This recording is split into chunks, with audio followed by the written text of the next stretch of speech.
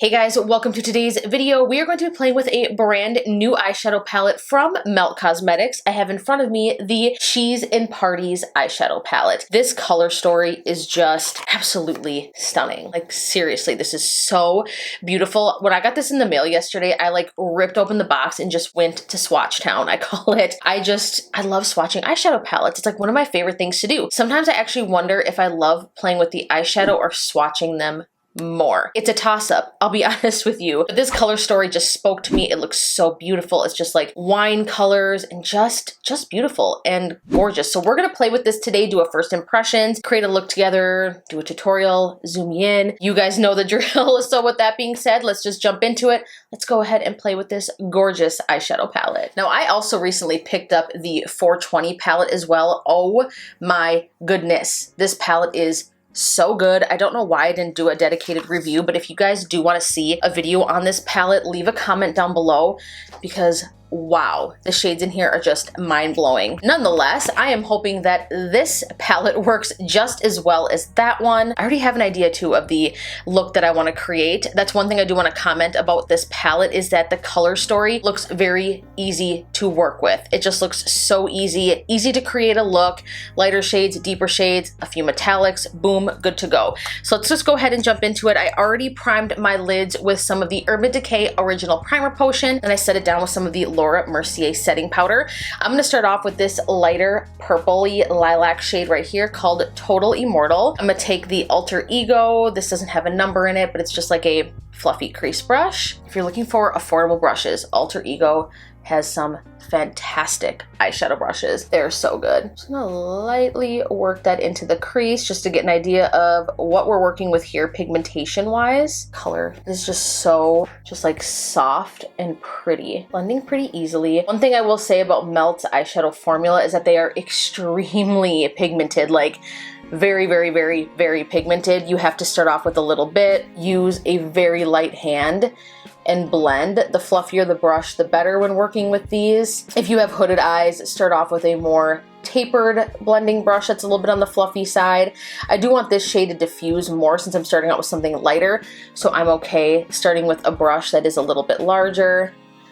Normally I might go for something a little bit tinier than this if I wanted to start off with a darker shade in the crease. This is working just fine. So far, so good. I take this Lamora Pro brush right here, another really good affordable brush set that I got off of Amazon. I've talked about these brushes since I started my channel, let's be real. I'm gonna go into this shade right here, Last Caress, this one right here. Focus this more so on the outer portion of the eye, kind of like right out here. I love shades that just like blend into each other. That is the best thing. And I love when a palette is laid out like this and just makes it super easy to use. This shade, I'm having a little bit more of a hard time blending it. It does want to grab just a little bit, nothing too crazy. As long as I can blend it out and work with it, I'm good. That's just one thing though, is that I feel like eyeshadows are held to such a high standard now because you do have brands like ColourPop that make such affordable eyeshadow palettes, and like BH Cosmetics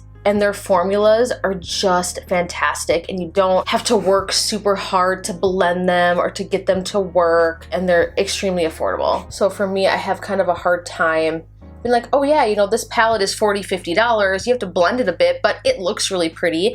And yeah, obviously sometimes it's still worth it if the color story is there and if it does blend and if it has a nice wear time. But like I said, it's just really hard to justify a certain price tag these days when there are brands that just make such affordable, just good, consistent, solid palettes that come in a ton of different shades. Yeah, this shade is looking quite patchy.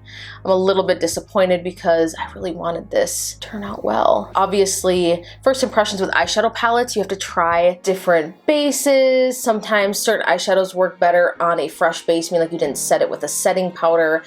There are some things, so I'll have to play with it more, but right now this is a base that I always use, and that color is just looking splotchy, but we can save it. We'll keep going. It's not the worst eyeshadow I've ever used. It's definitely not the best. I mean, it looks pretty so far. So let's just go ahead and keep going. I think I'm gonna go ahead and right in the center of the lid here, I'm gonna lay down, let's see, what do I wanna put down? I think we're gonna do this shade right here, Strange Love. This is kind of like a cool, like duochrome. It's almost got like a silvery lilac shift. I'm gonna show you guys so you can see. It's a really cool shade, and we're just gonna lay that down in the center of the lid. Yes, that looks perfect. It blends right in with that other shade. This can also be a little trick, I always say this, that can help save the eye look, or if you just didn't put down the right base, you weren't on your blend game, if you just take a shadow that's almost like a transitional metallic, put it right in the center of the lid, blend it right into that deeper shade, and it can just kind of bring back like that ombre, beautiful effect. It saves the day. It also gives your eyes a more open, awake appearance, I find, when I do this. That shade is absolutely stunning. Wow, that is really pretty. That would be pretty all over the lid, but obviously I want to keep going. I want to try as many as I can. I'm gonna take this shade right here, Skeleton Kiss, which is also kind of a duochrome. It's almost got like a pinky golden shift. I'll always put some on the finger to show you guys. I don't know if it'll show up, focus, but it's really pretty. Feels a little bit powdery. That's a really, really cool color. At first I was a little bit concerned. I'm like, ooh, it feels a little bit powdery, but it's not bad. It's really pretty, but I'm trying to decide if it's giving me like a powdery look versus being more metallic. I think with this one, less is definitely more. You're gonna get the most dimension with a little bit less. Maybe using a brush with this one and getting it damp might be better. Let's try that. I'm just gonna take this Kylie brush right here, dip into that shade. Yes, that will definitely kick it up a notch. Ooh, that is really pretty. Gorgeous. So yeah, with that shade, you can use your finger. You're gonna get a little bit more of a softer look. But if you get your brush damp, wow, it just makes that like duochrome like pop. This is looking really pretty. All right, let's move on to the lower lash line. I'm gonna take this Sigma shading brush. This is an E55. And again, I'm gonna go into the shade right here, Last Caress. That very tight to the lower lash line. Despite the fact that I had a little bit of trouble with that shade up here, the look is definitely coming together. It's looking quite gorgeous. I do like it. And purples, I have always heard, are more of a difficult shade to formulate. So with that being said, I mean, looking at this eye look, I can't really complain. It's looking really pretty. Now I'm gonna dip back into Total Immortal with that same brush, and I'm just gonna use that to kind of like brighten up this under eye situation we have, and to just further blend out that deeper shade. Oh yeah, I like that. Super pretty. I'm just gonna stick with that same brush. I have some of this shade right here, Skeleton Kiss, that we put on the lid. I have some of that on my hand, still some excess. And I'm just gonna pick some of that up and just use that as like a brow bone highlight. This would look really cool on the inner corner, so we'll do that as well.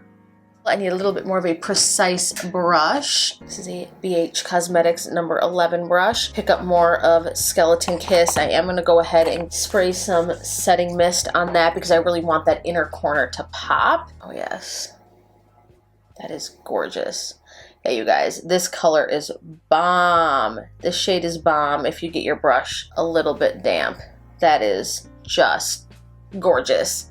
It just brought this eye look to a whole other level. All right, I'm gonna go ahead and slap on some eyeliner, some mascara, and then I will be back with my final thoughts, first impressions of the She's in Parties palette from Melt Cosmetics. All right, so here is the final look using the Melt Cosmetics She Is in Parties eyeshadow palette. Now, finishing touches, I put some of this ColourPop cream gel liner in the shade Get Paid in the waterline. I think it looks really cool with this look. It's almost like a coppery rose gold shade, and it bounces off that shade I put in the inner portion of the eye here and in the inner corner. Like, it looks really cool together. I am living for it. And then mascara, I use the e.l.f. Keep Your Curl mascara, which I have been obsessed with this mascara since I did my full face of e.l.f. this mascara is damn good for the price. Anyways, nonetheless, this eyeshadow palette it's very pretty. You can get some gorgeous, just very soft, ethereal looks, and then you will also be able to get some deeper looks as well. I am curious as to how this deeper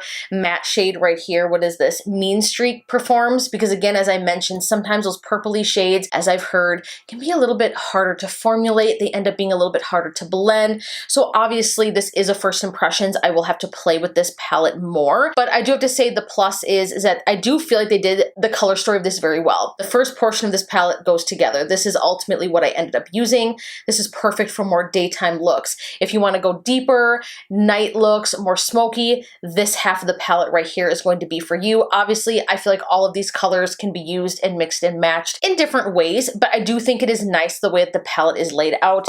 The packaging is gorgeous. You do get a mirror on the inside. I will have to play with it more. I know I keep saying that to really give you a full-on stamp of approval for this. So far, I am very impressed. I feel like this eye look is gorgeous, besides the fact that I had to blend that shade Last Caress right here just a bit. I had to work with it. It's looking a little patchy there for a moment, but I feel like the look all came together, and my shadow looks beautiful and blended. So there's that. Leave me a comment down below and let me know if you picked up this palette. Is there a melt palette that is your absolute favorite? What has been your experience with the brand so far?